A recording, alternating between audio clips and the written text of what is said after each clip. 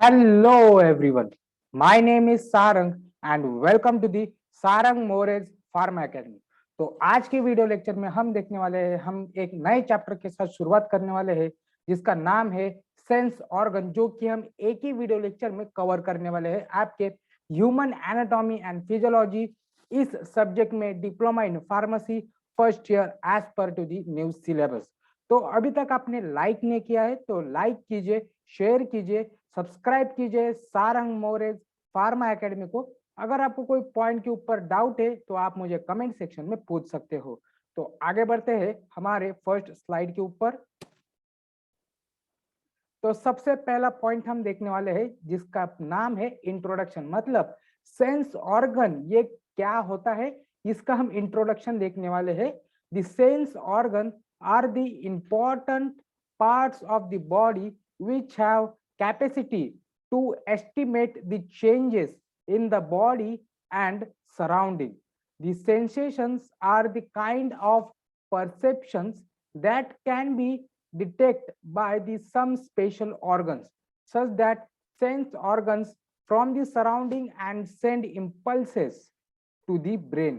तो एक sense organ एक ऐसे पार्ट है हमारे बॉडी के जो एक्सटर्नल एनवायरनमेंट में जो चेंजेस होते हैं उसको डिटेक्ट करते हैं और उसके सिग्नल या फिर इंपल्स जनरेट करके हमारे ब्रेन के पास या फिर सेंट्रल नर्वस सिस्टम को रिले करता है ताकि वो अपनी बॉडी एनवायरनमेंट के हिसाब से, एक्सटर्नल एनवायरनमेंट के हिसाब से एडजस्ट कर सके और अपने सर्वाइवल को और ज्यादा बढ़ा सके। तो वो कैसे करता है, मतलब सेंस ऑर्गन कैसे करता है? तो सेंस ऑर्गन जब डिटेक्ट करता है किसी भी चेंजेस में एक्सटर्नल एनवायरनमेंट में या फिर इंटरनल एनवायरनमेंट में, इंटरनल मतलब हमारे बॉडी के अंदर जो बायोकेमिकल प्रोसेसेस होते रहते हैं जिसको हम मेटाबॉलिज्म बोलते हैं, तो वो मेटाबॉलिज्म के दौरान जो केमिकल रिएक्शन होते रहते हैं उसका असर अगर बहुत हद तक एक एब्जॉर्बेबल हो या फिर टॉलरेबल हो तो हमारी बॉडी उसको कोऑपरेट करती है। पर अगर मेटाबॉलिज्म हद से ज्यादा हो अगर उसकी इंटेंसिटी या फिर उसकी फ्रीक्वेंसी हद से ज्यादा हो जिसके वजह से अगर हमारी बॉडी उस कैपेसिटी या फिर उस रिएक्शन को टॉलरेट नहीं कर पाती तो वो रिएक्शन को डिटेक्ट करता है हमारे सेंस ऑर्गन। और एक्सटर्नली भी, मतलब मान लीजिए फॉर एग्जांपल अगर बाहर एक्सटर्नली बहुत गर्मी पड़ रही है तो जाहिर सी बात है कि हमारी बॉडी स्वेटिंग बहुत ज्यादा करती है क्योंकि हमारी बॉडी एक्सटर्नल एनवायरनमेंट से कोलैबोरेट या फिर एडजस्टमेंट करती है जिसके वजह से वो खुद का भी इंटरनल टेम्परेचर इंक्रीज करती है जिसकी वजह से हमें स्वेटिंग होती है। उसके बाद हम देखेंगे नेक्स्ट स्लाइड। तो सबसे पहला सेंस ऑर्गन के ऊपर हम डायरेक्टली जंप करने वाले हैं। तो सबसे पहला सेंस ऑर्गन है हमारे टंग या फिर जीभ। The taste bud which are responsible for the sensation of taste are present on the surface of the tongue, the soft palate, the throat region. They consist of the small bundle of cells ending in hair-like processes, and all these hairs are projected towards the tiny hair of epithelium. Taste buds are found in the connective tissue elevations in the tongue called as an papillae, which gives the rough appearance to the tongue. तो टंग के बारे में इसमें हमने बताया हुआ है। तो टंग एक्चुअली क्या डिटेक्ट करता है? तो tongue actually sensation of taste detect करता है, मतलब जो भी हम खाना खाते हैं या फिर कौन सा कंपाउंड या फिर मॉलिक्यूल जो कि हमारे सलाइवा के साथ मिक्स होता है हमारे माउथ के अंदर, तो उसके टेस्ट को डिटेक्ट करने का काम टंग करता है। और जो फर्स्ट पॉइंट है उसमें हम उसका लोकेशन जानते हैं। तो लोकेशन है in the buccal cavity, soft palate against the soft palate और थ्रोट के ऊपर। और उसका जो स्ट्रक्चर है मतलब एक्सटर्नल स्ट्रक्चर, तो अगर आपने बहुत ध्यान से देखा होगा जब आप सुबह सुबह ब्रश करते होगे या फिर टंग क्लीनर से आप अपने टंग क्लीन कर रहे होगे तो टंग के ऊपर बहुत small tiny tiny hair like projection है या फिर स्मॉल होल्स दिखाई देते हैं, तो वही होल्स को या फिर वही टाइनी हेयर लाइक प्रोजेक्शन को हम पैपेली बोलते हैं।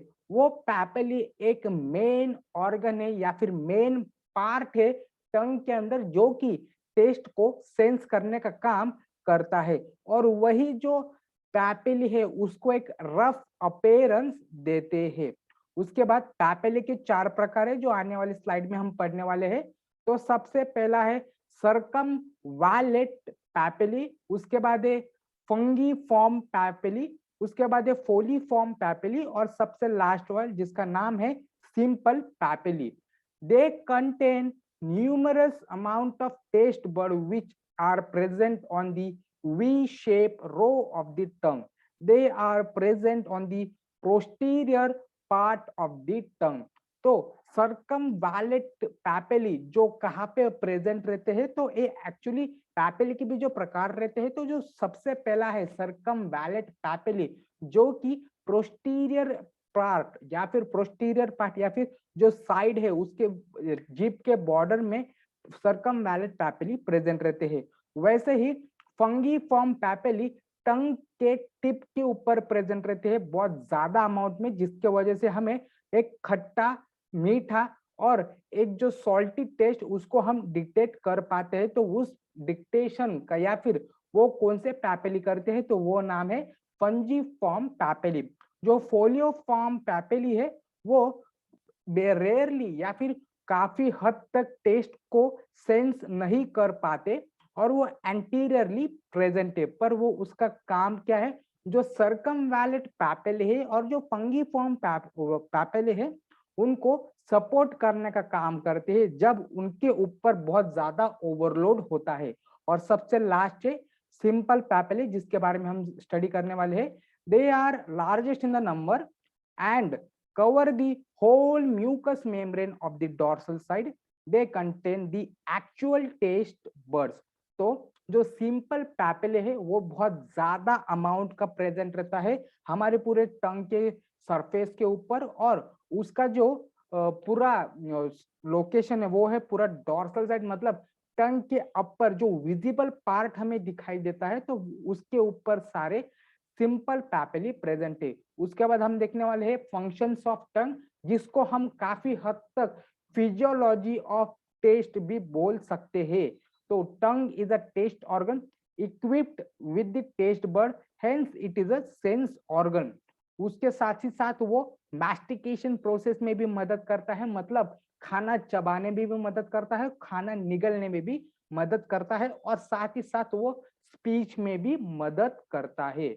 तो अभी तक आपने लाइक नहीं किया है तो लाइक कीजिए, शेयर कीजिए, सब्सक्राइब कीजिए सारंग मोरेज फार्मा एकेडमी को। अगर आपको कोई पॉइंट के ऊपर डाउट है तो आप मुझे कमेंट सेक्शन में पूछ सकते हो, मैं पूरी कोशिश करूंगा कि आपका डाउट सॉल्व कर सकूं। तो आगे बढ़ते हैं नेक्स्ट स्लाइड के ऊपर। तो सबसे सेकंड पॉइंट है physiology of taste. 4 fundamental sensation of taste have been described as sweet, sour, bitter and salt. This probably over the simplification because perception varies widely and many tastes cannot be classified. However, taste stimulates the taste buds and the specific part of the tongue. Sweet and salty at the tip, sour at the side and bitter at the back. तो actually जो test है वो 4 प्रकार के होते हैं, या फिर हमारा जो टंग है वो एक्चुअली 4 प्रकार के टेस्ट को डिटेक्ट करता है। तो सबसे पहला है स्वीट मतलब मीठा, उसके बाद है कड़वा, फिर आता है खट्टा, और उसके बाद आता है नमकीन स्वाद जिसको हम सॉल्टी स्वाद भी बोलते हैं। तो इसके जो टेस्ट का सेंसेशन है, मतलब सबसे ज्यादा फ्रीक्वेंसी उस टेस्ट के हमें पाई जाती है, तो वो पार्ट भी स्पेसिफाइड है हमारे टंग के ऊपर।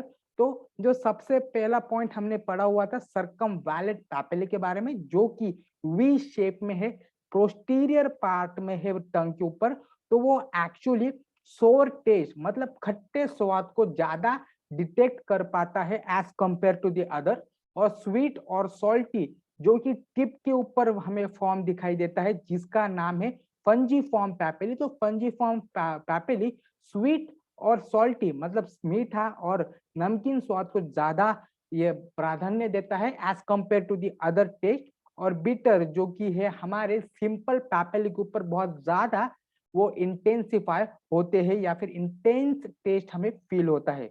उसके बाद हम देखेंगे next, the taste of sense triggers the salivation and secretion of gastric juice. It also protective in the function. Foul taste may cause instant gagging or vomiting. The sense of taste is impaired when the mouth is dried because substance can be tasted only when they are in solution form.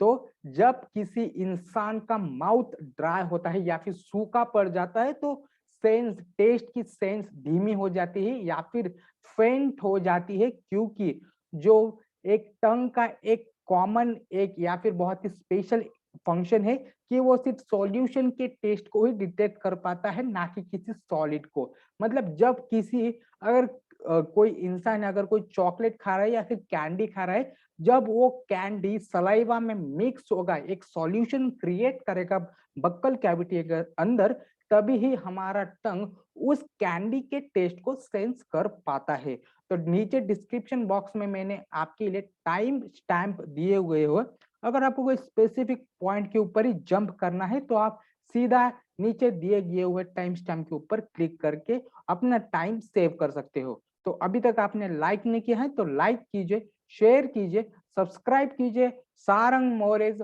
Pharma academy को। अगर आपको कोई point के ऊपर doubt है तो आप मुझे कमेंट सेक्शन में पूछ सकते हो, मैं पूरी कोशिश करूंगा कि आपका डाउट सॉल्व कर सकूं। और साथ ही साथ आप मुझे सजेशन भी दे सकते हो कमेंट बॉक्स में कि मैं अगला कौन सा सब्जेक्ट लूं डी फार्मेसी का आपको पढ़ाने के लिए। तो नेक्स्ट स्लाइड देखते हैं। तो जो सेकेंड सेंस ऑर्गन है जिसका नाम है नोज, तो नोज के बारे में हमने काफी हद तक या फिर हम ऐसे कह सकते हैं कि 75 to 80% हमने रेस्पिरेटरी सिस्टम में कवर किया हुआ है। तो मैं आपसे एक सजेशन या फिर एक एडवाइस करना चाहूंगा कि आप पहले रेस्पिरेटरी सिस्टम हमारे इसी चैनल के ऊपर है, आप पहले उसे देखिए, फिर बाद में नोज के ऊपर आप जंप कर सकते हो, क्योंकि आपको ये समझने में बहुत आसानी हो जाएगी। The receptor for the sense of smell are known as olfactory receptor. They are situated at the superior part of nasal epithelium. Nasal epithelium are three types: the olfactory, basal, and supporting. The olfactory cells are bipolar cells. The free end cells terminate in the olfactory vesicles, from which certain hair-like processes arises known as olfactory hair, which is responsible for the sensation of smell. The other end of cell contains a single processes unite to form a nerve known as olfactory nerve, जिसके बारे में हमने study किया हुआ है हमारे central nervous system में। जो फेशियल नर्व्स है उसमें का जो ऑल्फैक्टरी नर्व जो फर्स्ट टाइप का नर्व है उसका वही एक रिस्पॉन्सिबल है सेंसेशन ऑफ स्मेल के बारे में, जिसके बारे में हमने वो टेबल बनाया हुआ था और उसके फंक्शन में ही ये बताया हुआ है। This nerve terminate in the olfactory bulb. The axons of the neuron present in the olfactory bulb forms a olfactory tract from where the impulse are carried to the cerebrum, where it is perceived and the impulse is read. तो olfactory bulb या फिर olfactory tract ये है responsible है sensation of smell के लिए। तो जो olfactory tract है या फिर जो olfactory cells है जिसके बारे में हमने स्टडी किया हुआ था हमारे सेंट्रल नर्वस सिस्टम पार्ट 1 में, जो फ्रंटल लोब है उसके अंदर ऑल्फैक्टरी ट्रैक्ट है जो कि एक बाइपोलर सेल है, मतलब वो एक उसके दो एंड है। तो सबसे पहला है ऑल्फैक्टरी नर्व और सेकंड है ऑल्फैक्टरी पाथवे। तो जो ऑल्फैक्टरी नर्व है वो रिस्पॉन्सिबल है सेंसेशन ऑफ स्मेल को, और जब कभी वो सेंस करता है किसी स्मेल को, मतलब खुशबूदार सुगंध हो या फिर बदबूदार सुगंध हो, तो उसको सेंस करने के बाद वो सेंसेशन या फिर वो इम्पल्स सेरेब्रम को सेंड किया जाता है। उसके बाद हम देखेंगे नेक्स्ट स्लाइड। तो सेकेंड लास्ट जो है, जो सेकेंड पॉइंट है physiology of smell, though there are about 50 types of smell which are unable to classify only volatile, lipid soluble and water soluble substances are smelled. Thus, all the odors material gives off the chemical particles which are carried to the nose with the inhaled air. These substances can be dissolved in the nasal epithelium, mucus and the lipid layer of olfactory hair. Once the substance is dissolved, it produces impulse by stimulating the olfactory hairs. तो यह physiology इस slide में यह बताने की कोशिश की गई है कि लगभग 50% या फिर 50 different types of smells classify नहीं किए जा सकते। मतलब एक ऑर्डर रहता है जो ब्रेन परसीव नहीं कर पाता, क्योंकि हमारे जो ऑल फैक्टरी लोब से उसकी size as compared to the हमारी बॉडी साइज छोटी है, तो उसके वजह से हमें जो एक स्पेसिफिक स्मेल रहती है वो हम डिटेक्ट नहीं कर पाते। एक्सेप्शन जो कॉमन सेंट है या फिर जो कॉमन स्मेल है उसके अलावा, जैसे कि आप मान लीजिए कि किसी खाने जो कि आप रोज दौरान खाते हो, तो उसकी स्मेल एक आइडेंटिकल स्मेल हो जाती है एक इंसान के लिए जो उसके लिए हैबिटेट है, मतलब उसकी उसकी आदत पड़ चुकी है। पर अगर किसी नए इंसान को वो स्मेल दिया जाए उसको या फिर वो स्मेल ले, तो उसको वो स्मेल डिटेक्ट करना बहुत ही मुश्किल हो पाता है। तो उसका एक ही रीजन है, ऑल फैक्ट्री ट्रैक्ट या फिर जो ऑल फैक्ट्री एरिया है वो लेस है या फिर छोटा है as compared to the size of human being. उसके बाद नेक्स्ट स्लाइड हम देखेंगे। This impulse is carried by olfactory nerve to the olfactory bulb. The first synapse occurs in the olfactory bulb, which are present beneath the cerebrum on either side of ethmoid bone. The axons from the neurons present in olfactory bulb forms olfactory tract, from where the impulses are carried to the olfactory area of the cerebrum. In olfactory area, the impulses are interpreted, मतलब उसको detect किया जाता है कि ये कौन सा smell है। The order is perceived. However, the types of smell sensation are difficult to classify. तो एक ऐसे मान सकते हैं कि स्मेल को क्लासिफाई बहुत ज्यादा नहीं कर पाते एक नॉर्मल ह्यूमन बीइंग। तो इसका एक मेजर है कि स्मॉल। तो इसका एक कंपैरिजन हम देखेंगे कि जब हम एक कुत्ते को देखते हैं या फिर डॉग को देखते हैं या फिर कैट को देखते हैं, तो एक डॉग को हम एक स्निफिंग एजेंट या फिर स्निफिंग डॉग के हिसाब से भी देखते हैं कि जो एक पुलिस इस्तेमाल करते हैं, तो उनका वो स्मेल या फिर जो ऑल फैक्ट्री ट्रैक्ट है उनके बॉडी के हिसाब से बहुत ज्यादा है। इसके वजह से वो सेंस को डिटेक्ट कर पाता है as compared to the human being. और जो ऑल फैक्ट्री बल्ब है वो हमारे नेशनल ट्रैक्ट में इथिमोइड बोन के साइड में प्रेजेंट है। इथिमोइड बोन मतलब आपका जो आई का कॉर्नर है उसके राइट में या फिर इसके कॉर्नर में यहाँ पे आपका इथिमोइड बोन प्रेजेंट है और वहीं पे ऑल फैक्ट्री बल्ब प्रेजेंट है जो कि स्मेल को डिटेक्ट करता है। उसके बाद हम देखेंगे नेक्स्ट स्लाइड। जो थर्ड ऑर्गन है सेंस ऑर्गन जिसका नाम है ears. The ears are the sensory organs involved in hearing and maintenance of the body equilibrium. तो ईयर का जो मेन काम है वो है सुनना, मतलब हियरिंग, और साथ ही साथ बॉडी को बैलेंस करने का काम भी करता है। एक खास टाइप का फ्लूइड हमारे दोनों कानों में प्रेजेंट रहता है, दोनों ईयर्स में प्रेजेंट रहता है, जो कि रिस्पॉन्सिबल रहता है बॉडी के बैलेंसिंग को और इक्विलिब्रियम को। तो एक इसका बहुत ही आसान या फिर बहुत ही दिलचस्प एग्जाम्पल है, जब कभी आप ट्रैवलिंग करते हो, मतलब कार में जब आप कभी ट्रैवलिंग करते हो, मैं बाइक की बात नहीं कर रहा हूँ, कार में, तो जब कभी किसी इंसान या फिर आपके कानों में हवा भर जाती है, तो जब कभी आप रुकते हो आपको चक्कर आने लगती है, वर्टिगो आने लगती है, किसी इंसान को उल्टी भी होती है, तो वो है, वही एक कारण है कि बॉडी इक्विलिब्रियम अनबैलेंस हो जाता है, तो उसको हम मोशन सिकनेस के नाम से भी बोलते हैं। Anatomically the year is divided into 3 division: external ear, middle ear and internal ear. The external ear consists of pinna and external auditory canal. The pinna collects the sound waves coming from the environment. The external auditory canal is the circular tube which leads inside to the tympanic membrane, जिसको हम ear drum भी बोलते हैं या फिर कान का पर्दा भी हम उसे बोलते हैं।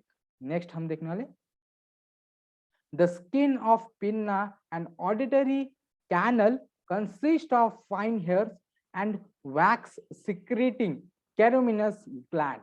The tympanic membrane or the eardrum is formed of connective tissue having outer skin cover and inner mucous membrane. तो जो टिम्पैनिक मेम्ब्रेन है या फिर जो कान का पर्दा है वो एक बाजू से स्किन से बनी हुई है और दूसरे बाजू से म्यूकस मेम्ब्रेन से बनी हुई है, पर बहुत ही पतला रहता है या फिर हल्का सा कोई डिस्टर्बेंस उसे सहन नहीं हो पाता।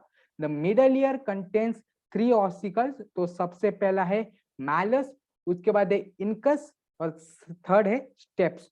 तो स्टेप्स हमारे बॉडी का सबसे स्मॉलेस्ट बोन है। ईयर ऑसिकल्स या फिर इसको ईयर बोन भी हम बोल सकते हैं, ऑडिटरी बोन्स भी बोल सकते हैं। और जो स्टेप्स है, जो थर्ड नंबर का बोन है, वो हमारे बॉडी का सबसे छोटा बोन है। ये बहुत सारे एमसीक्यू या फिर बहुत सारे फार्मास्यूटिकल एग्जाम में भी पूछे जाते हैं। The transmission of sound waves is done to external auditory canal to internal ear through ossicles. उसके बाद हम देखेंगे नेक्स्ट स्लाइड, तो ये एक ईयर या फिर जो एनाटॉमी ऑफ ईयर है, इसका मैंने एक डायग्राम आपको बताया हुआ है। तो जो एक्सटर्नल ईयर है वो एक्चुअली कंप्राइजेस करता है पिन्ना, मतलब जो हम कान देखते हैं वो उसको हम पिन्ना बोलते हैं वो, और जो ऑडिटरी कैनल है वो एक्सटर्नल ईयर के अंदर क्लासिफाइड होते हैं। उसके बाद जो इनकस, मैलस और स्टेप्स, जिसको हम ईयर ऑसिकल्स भी बोलते हैं, वो मिडल ईयर में क्लासिफाई होते हैं या फिर काउंट होते हैं। और जो ओवल विंडो या फिर कॉक्लिया है उसको हम इंटरनल ईयर के पार्ट बोलते हैं। उसके बाद हम देखेंगे next slide, an Eustachian tube is present between middle ear which connect the middle ear to the pharynx, which helps in the equalizing the air pressure on either side of tympanic membrane. The internal ear contains the fluid called labyrinth. Labyrinth are bony and the membranous one. तो labyrinth के भी दो type है, तो सबसे पहला है membranous labyrinth और थर्ड है सेकंड है bony labyrinth. The outer bony labyrinth contain the series of channel in which membranous labyrinth is present. The membranous labyrinth contains the coiled cochlea, the raciner and the basilar membranes. They are differentiated by perilimb to form a bony labyrinth. The space within cochlea is known as the scala media, filled with endolymph. At the base of cochlea, the scala vestibuli is present. The scala tympani terminates at the middle ear. तो actually ये जो window है, Oval window या फिर जो auditory window है, उसके next में जो लैबिरिंथ प्रेजेंट है उसके ही साइड में कॉक्लिया है, जो कि एक्चुअल में एक ईयर ड्रम या फिर इंटरनल ईयर ड्रम की तरह काम करता है। तो जो स्केला वेस्टिबुला है और जो स्केला वेस्टिबुला स्केला मीडिया है उसके बीच में एंडोलिम्फ प्रेजेंट है, और जो स्केला टिम्पैनी है वो टर्मिनेट करता है, मतलब वो मिडल ईयर का सबसे लास्ट वाला पार्ट है। उसके बाद हम देखेंगे next slide. The middle ear contains the hair cell which act as auditory receptor. जो मैंने बोला था कि ऑडिटरी रिसेप्टर की तरह काम करते हैं, मतलब एक हेयर लाइक प्रोजेक्शन है जो कि साउंड को डिटेक्ट करता है। About the cochlea it contains vestibular apparatus holding 3 semilunar canals and otolith organ. The base of canal are swollen called as ampullae, which contain the projecting ridge, cristae ampullaris, which contain the hair cells. The macula and cristae are responsible for body posture and the body balance. तो मैंने आपको बताया होता कि जो liquid है जो आपके दोनों ईयर्स में प्रेजेंट रहते हैं, बॉडी इक्विलिब्रियम या फिर बॉडी पोस्चर को मेंटेन करने का काम करते हैं, तो वो कौन से ऑर्गन में या फिर कौन से पार्ट में स्टोर है, तो वो है मैक्यूला और क्रिस्टे। इसके अंदर पेरिलिम्ब और एंडोलिम्ब का मिक्सचर प्रेजेंट रहता है जो कि बॉडी बैलेंस को मेंटेन करता है। उसके बाद हम देखेंगे नेक्स्ट स्लाइड। जो नेक्स्ट पॉइंट है physiology of hearing. The sound waves are received and collected by pinna and the waves are sent to the tympanic membrane through auditory canal. The eardrum vibrates and the vibration are passed on to the ear ossicles, जिसको हम middle ear भी बोलते हैं, मतलब incus, malleus और steps, which is passed on to the oval window. The organ of Corti, basilar membrane and hair cells works together where nerve impulses are generated and sent to the afferent nerve cells. The impulse is perceived and the sound is perceived. तो ये physiology of hearing कैसा होता है? तो सबसे पहला जो sound waves है, जो एक्सटर्नल पिन्ना है या फिर एक्सटर्नल ईयर है, वो कलेक्ट करता है और वो बाईपास करता है ईयर ड्रम को, जिसको हम टिम्पैनिक मेम्ब्रेन भी बोलते हैं। जो टिम्पैनिक मेम्ब्रेन है उसके ऊपर अगर साउंड वेव्स बम्बार्ड होते हैं तो वो एक स्पेशल टाइप के वाइब्रेशन पास ऑन करता है मिडल ईयर को, इनकस, मैलस और स्टेप्स को। तो ये तीनों का काम सिर्फ यही है कि जो एक्सटर्नल साउंड आता है इनको पास ऑन करता है या फिर इनको मीडिएट करने का काम करता है ओवल विंडो तक, जो कि एक इंटरनल ईयर का काम, इंटरनल ईयर में वो अलोकेट होते हैं। फिर organ of Corti, basilar membrane, hair cells जो कि कॉक्लिया के अंदर प्रेजेंट है, जो कॉइल्ड कॉक्लिया है उसके अंदर जो प्रेजेंट है, वो कोलैबोरेशन या फिर कोऑर्डिनेशन में काम करते हैं और साउंड को रिसीव करने के बाद उसको परसीव करते हैं, मतलब वो कौन सा साउंड है उसको डिटेक्ट करते हैं। उसके बाद हम देखेंगे नेक्स्ट स्लाइड। जो नेक्स्ट ऑर्गन है, फोर्थ नंबर का ऑर्गन, जिसका नाम है स्किन। तो बहुत ज्यादा बार पूछा जाता है कि वह विच इज द बिगेस्ट या फिर सबसे लार्जेस्ट पार्ट या फिर लार्जेस्ट ऑर्गन कौन सा है हमारे बॉडी के ऊपर, तो उसका आंसर ना ब्रेन है, ना पैनक्रियाज है या फिर ना लीवर है, तो उसका आंसर है स्किन। तो skin is the largest organ present on the human being. तो स्किन हमारे पूरे बॉडी के ऊपर प्रेजेंट है, सुपरफिशियली, इंटरनली और मीडियली भी प्रेजेंट है। The skin is made up of many layers like dermis and epidermis. जो सुपरफिशियल है उसको हम एपिडर्मिस बोलते हैं, और जो इंटरनल है मतलब जो बहुत ही डीप लेयर में सिचुएटेड है उसको हम डर्मिस बोलते हैं। तो एपिडर्मिस के बारे में हम अभी स्टडी करेंगे। तो epidermis is made up of stratified squamous epithelium and have 4 different types of cells. The keratinocyte producing keratin, melanocyte producing melanin, Langerhans cells and gastrin cells. The epidermis are thick at the site of palm and the sole of foot and thin at the ventral surface of the trunk and limbs.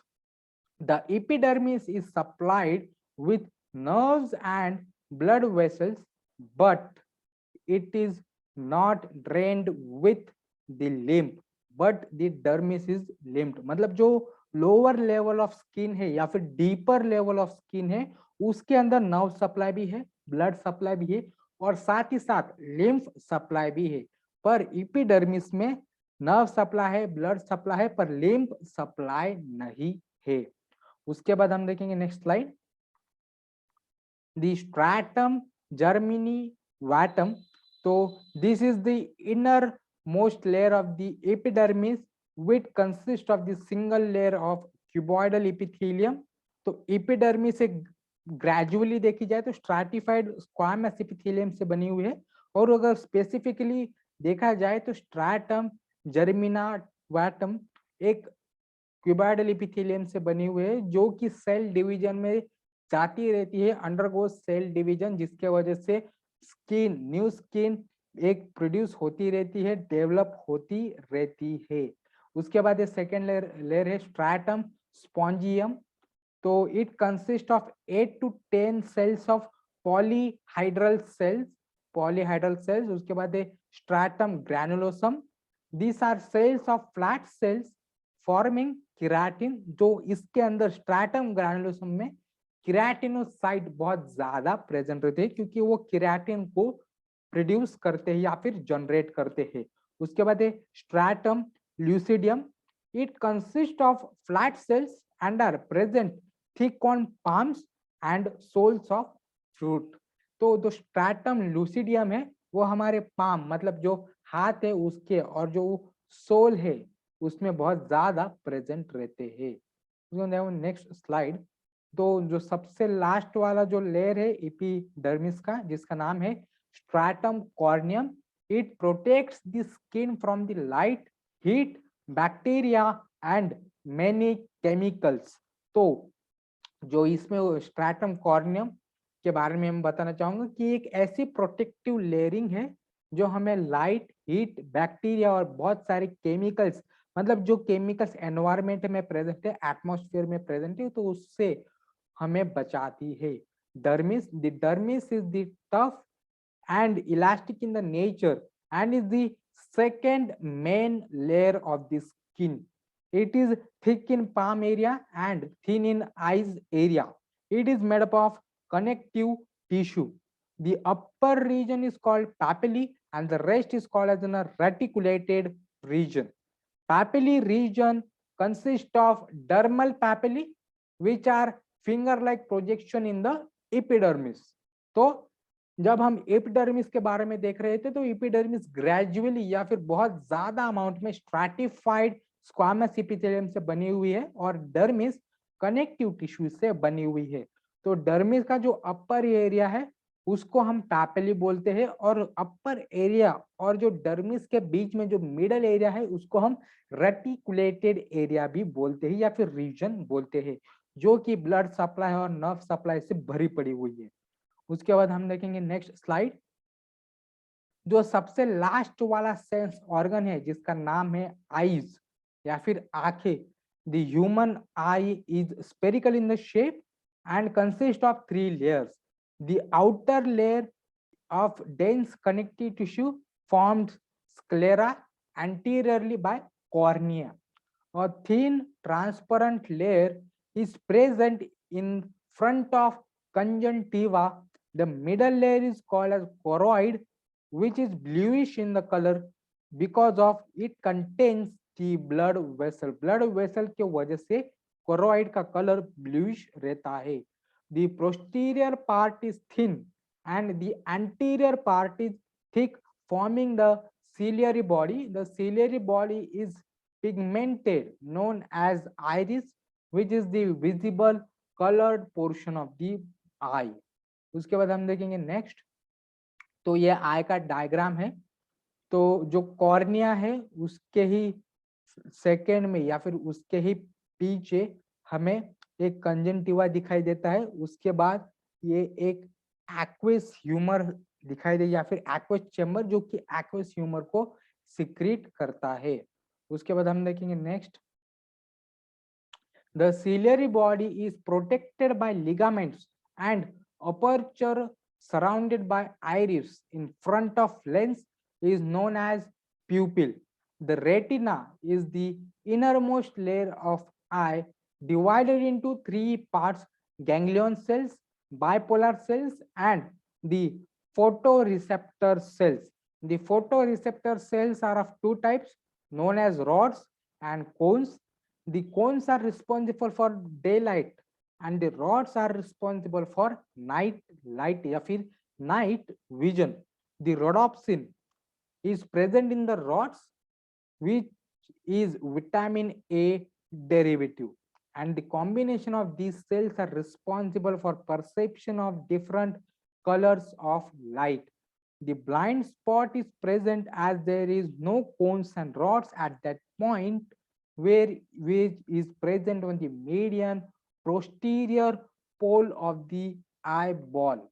उसके बाद the aqueous chamber is present between the cornea and lens. It contains the thin watery liquid known as aqueous humor.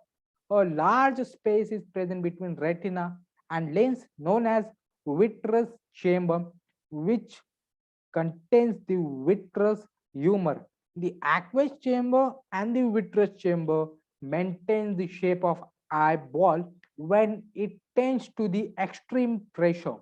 उसके बाद जो second last point या फिर सबसे last वाला point है जिसका नाम है physiology of vision. The light rays visible wavelength passes from cornea to lens. There are focus from the retina, as the retina contains photopigments which is responsible for the color sensation of the light.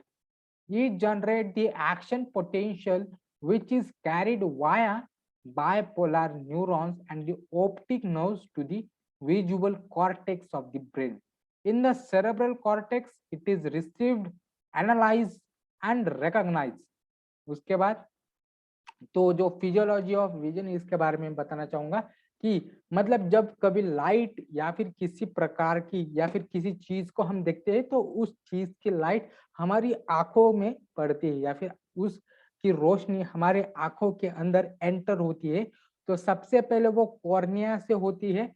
Cornea के बाद वो lens के ऊपर focus होती है और वही focus length या फिर वही फोकस लाइट हमारे रेटिना के ऊपर फोकस होती है या फिर इमिट होती है. तो रेटिना के अंदर जो रॉड्स और कोन सेल्स है, तो उसमें का जो कोन सेल्स है उसके अंदर जो फोटो पिगमेंट्स है जो कि डे लाइट और नाइट विजन को परसीव करते हैं, तो वो एक्टिवेट होते हैं. उसके एक्टिवेशन से जो न्यूरॉन्स या फिर जो इलेक्ट्रिकल इम्पल्सेस जनरेट होते हैं वो हमारे जो विजुअल पार्ट है या फिर विजुअल एरिया है हमारे सेरेब्रम के अंदर, वहां वो डिटेक्ट होते हैं और वहां पे वो रिसीव्ड होते हैं. उसके बाद वो एनालाइज होते हैं और रिकॉग्नाइज होते हैं. और ऐसे ही हमारा फिजियोलॉजी ऑफ विजन खत्म होता है. तो थैंक्स फॉर वॉचिंग. अगर आपको फार्मास्यूटिक्स के ऊपर बहुत ही इंटरेस्टिंग ब्लॉग्स चाहिए तो आप गूगल पे सर्च कर सकते हो www.pharmamilestoneblogs.blogspot.com. उसके ऊपर मैंने फार्मास्यूटिक्स के ऊपर बहुत ही इंटरेस्टिंग और बहुत ही सिंपल लैंग्वेज में ब्लॉग्स डाले हुए हैं. तो थैंक्स फॉर वॉचिंग. लाइक कीजिए, शेयर कीजिए, सब्सक्राइब कीजिए सारंग मोरेज फार्मा एकेडमी को. अगर आपको कोई पॉइंट के ऊपर डाउट है तो आप मुझे कमेंट सेक्शन में पूछ सकते हो. Thank you.